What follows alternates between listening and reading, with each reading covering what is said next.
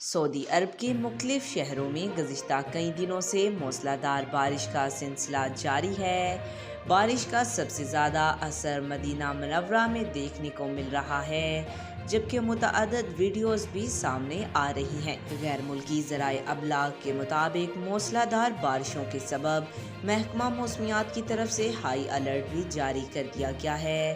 اس کے ساتھ ہی بارش سے متاثرہ شہروں میں اسکول کو بھی بند کیا گیا ہے۔ مسجد نبوی صلی اللہ علیہ وآلہ وسلم میں بارش کے وقت کی ایک ہی ویڈیو سوشل میڈیا پر گردش کر رہی ہے، جس میں دیکھا جا سکتا ہے کہ موسلادھار بارش کے دوران بھی بعض افراد نماز پڑھنے اور دعائیں مانگنے میں مصروف ہیں۔